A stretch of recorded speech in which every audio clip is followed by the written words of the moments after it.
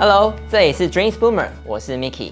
有时候你会问说，什么样的类型的工作没办法做远端工作？其实呢，任何跟人的五觉有相关的话，你就没办法做远端工作了。例如说美发啊，然后餐厅啊等等的。那至于防疫来讲的话，其实远端工作还有什么一个优势？你有时候会觉得说，因为你可以在全世界找到任何人，也在任何地方工作，所以人才会是一个重点。你可以在全世界找各式各样的人才去补足，比如说你现在做的专案，或者是你的公司不足的地方。那我们用几个角度来看，一个是个人的角度，有时候自己的工作来讲的话，会很孤单，有时候会懒惰，有时候会很孤独。但这时候你就可以呢，就是打个电话，或者是安排一个 con call， 然后就可以跟地球的另外的地方一起做个对谈，然后聊聊私事以及公事。当然这两个要拆解出来。当然我个人不认为说长期在家工作会是好的事情，因为有时候爸爸妈妈或者是你的宠物狗啊跳上来啊，或猫啊，你就没办法工作了。所以你需要一个咖啡厅的一个角落，然后没有人可以打扰你，但是你抬头一看的时候，又满满是人，你不会有那种孤独感。另外来讲的话，你一定要好好的约束自己，让自己很有效率去完成工作。最近我们国家有一位很厉害的数位大使唐凤，那他有建立一个 Pomodoro Timer 这样的一个概念，就是每30分钟，你就可以专注的把手机关掉，把你的 Line 什么东西全部关掉，深度的工作力这件事情把它体会出来，然后就再来休息一下，然后再30分钟的深度工作力这件事情，我觉得这是强烈建议的。那以我个人来讲，我是喜欢1个小时，因为我在做的事情是需要比较大量的思考、策略的一个思考，不管是多久，你自己可以去设定你自己适合的时间点。那我觉得很重要的是说，你也需要有一个清单，那这个清单需要弄得很清楚，说你今天有这么多事情，你能够把它排序出来，说什么事情做了，你的专案或你的公司会完蛋，什么事情是做了，可以以后再做。我觉得这样子的前后顺序的以及重要性，你需要有能力能够自我把它抓出来。另外再提到，其实远距离工作也是需要缴税的。大家有个迷思说，其实你国外这些钱，它直接汇到你账户来讲的话，哇，你可能有670万左右内的部分就可以免税了。但是其实不是这样子的概念。你如果在台湾工作，做了一个意大利的案子，只要呢认定说你在台湾这个土地，你用台湾的电、台湾的水、台湾的什么赚取这个钱来讲，你就要在台湾付税。不过重点来讲，你还是要找你的会计师，然后好好跟他询问，因为这个有时候会调来调去的。目前我自己得知跟朋友跟我讲的大概是这样子。好了，那我们回到说，如果你是公司的角度来讲的话呢，远端工作发生的时候，其实一个困难点是你如何保持团队的合作。所以你在里面你一定要一个很好的 project manager， 一个 PM， 那他会再去维控不同个人单位以及不同团队一起去协力工作，去确定人跟人、团队跟之间里面是100% 的一个透明化这件事情。那你在里面也会做一个事情叫做作战地图，这个概念其实在说，在里面你会有新的人进来，意思是说，你如果有10个国家不同的人，那他要做这个专案来讲的话呢，他进来他一定知道，我应该做什么事情？我的专业能力要辅助谁？他一定会脑袋一片混乱。所以在这个时候呢，当你有一个作战地图，这个地图的拟定呢，是用不同国家的所有的 PM 把他们的所有内容都集在一起，一起开会的时候呢，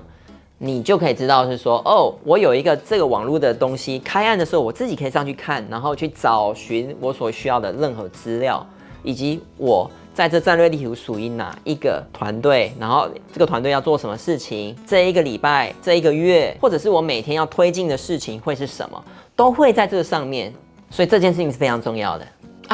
忘了一点，其实在做远程的这个会议的时候，因为大家都可能去做 Zoom 啊，或 Loom 啊，或 Google Hangout 啊等等的，或 Skype， 其中很重要就是会议的礼仪。你真的一定要找到一个地方是比较安静的，因为要不然你会拖累不同国家同时上线的可能是20个人、200个人之类的，其实这不大好。另外，我会建议大家在之前的时候会发一个 agenda，里面会确定说，我在开会前，我希望所有单位做好什么样的内容的准备，然后我们再讨论，会讨论1、2、3、4，然后每个议题会几分钟之类的，然后有谁，然后在这个讨论的时候，你会发一个 meeting notes， 就是整理说，我们今天开会了，开了什么会，然后有什么结论，然后放在云端，然后让每一个人，甚至还没开会的人都能够自动的去抓取说，开了什么事情，解决了什么事情，有什么决定，以及之后我们的 action 是什么东西。那另外来讲的话，要让这一个会议生动来讲的话呢，其实里面呢，会议要有一个主导人。那这个主导人呢，他会去主动 Q 人去讲话，做一些重点整理，然后确保大家都在状态，不会在睡觉。那当然，在这个会议里面，你会用 Google Calendar 发会议通知啊，然后会议时间到了之后，你就直接点击视讯通话，那直接就可以转换了。所以，如果你用 Google 生态系统的话 ，Google Email、Google Calendar、Google Hangout 或者 Google Meet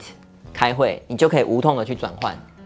那 Google Meet 其实真的蛮好用的，因为它直接有串联 Google 的即时翻译的 CC 的字幕翻译系统，所以如果你跑到一个国家，然后他讲的语言你不是很懂的话，例如英文，讲话太快，你其实可以看字幕的，所以它真的是一个听力救星。那你如果要怎么追踪所有进度是不是正在轨道上呢？这个国家的这一组人他到底做怎么样呢？所以大家会要有一个 Gantt chart， 那这个部分会有点像是 OKR 的一个状况，但这个议题我们之后再来讨论。那它就会让你知道说这个时间表，我们什么事情，每个事情，每天怎么样子去提动跟解决，哪些东西停止了，那我们大家要花一点精力，一同去协助不同的团队去把它推进等等。那如果你需要讨论的时候呢，你马上一定要 schedule 预期一个 meeting， 然后把所有相关的人员都抓进来来讨论。因为有时候你独立工作的时候，你又不确定的时候，你想了想，然后想了2天3天，事实上，如果你只有一个 meeting，一瞬间就可以解决这个议题，可是因为你不确定，然后你也不会设定这个会议完蛋了，我没有跟上进度。你说 help， 大家来帮我，你已经损耗整个团队所有人的时间了，所以这个是非常不 OK 的事情。那当然有一些协作的工作软体，像 Basecamp 啊、Asana 啊、Trello 啊，或者是一个网络的白板，像 Miro 等等，都是蛮好的工具，建议大家可以去试试看。那公司的内部流程要怎么运行呢？当你的母公司跟外面来讲的话呢，一定要完全的透明化，然后每天甚至一天要很多时候呢，都要确保都要有沟通，你才能够确保是母公司人对人来讲讨论的议题，这些议题投射到外部这些远端工作的团队等等呢，他们能够知道说母公司等等这一票人在想什么，而不会是我不管你母公司在想什么了，我就做我的事情就好了吧。其实这样是很不好的事情。台湾比较本地的公司来讲的话呢，它其实很难让员工进行远端工作这种新形态的工作形式。原因是什么呢？信任度吧。他见不到你啊，他会怀疑嘛，怀疑东怀疑西嘛。尤其那种打卡很注意打卡的，你连上厕所都要刷个卡。我计算说，你今天上厕所上了总共3个小时，你在干什么？这种公司它的文化跟它的制度就很难有开放性的去让员工去做这件事情。所以当你的公司是一个开放性，然后是大家都不注重说你怎么用你的时间，而是在乎说你今天你解决了什么事情，你推动了什么事情。以这样的思考而言来讲的话，这个文化就不会在乎说我见不到你，我好像怀疑说你好像没有好好的工作，这样未免太累了吧。目前我们的疫情其实不知道什么时候结束，所以很多国家现在目前封城，然后在家上班。我自己的公司有一家公司是国际贸易，那目前我们公司在做客服的部分来讲的话，因为我们在2、3年前，我们的很多的程序都已经稍微比较是云端化的一个状态，所以在作业流程的冲击比较没有那么大。但是因为我们的贸易是跟实际的产品有相关，所以我们的做法是呢，多打一些样品，然后送到更多的不同国家的关键人。例如说，我需要送一套到韩国，我需要送一套到日本，我需要送一套到美国，送一套到欧洲。然后我们这边自己会有一套，工厂会有一套。我们在开会的时候，每个人可以拿到实际样品，然后可以很清楚说，我不喜欢什么颜色。那大家都会在同一致性的战线上。当然了，打样这件事情其实对于工厂是一个蛮消耗的东西，但没有办法。在这个非常的时刻，就要有一个新的方法去做。所以我的建议是，多打一些样品，多送一些关键的决策者，让他们手上有这个实际东西。当我们在开会的时候呢，比较不会因为图或者是video 或文字的呈现的不足，而少掉了把决定在那一天敲定，然后去进行的这个方式。如果你现在已经经过一番沉淀，发现你现在正在尝试改变你的工作形态的话呢，或者你已经正在做的话呢，不希望只有焦距完全是在工作上面。其实你可以更全面的讨论生活，你也可以借由移动，然后跟不同的环境稍微刺激一下，你有更多的灵感。但是在这么多刺激，你其实内心中又获得某种平静，然后从接触到不同与未知的状态，得到某种乐趣或成就感。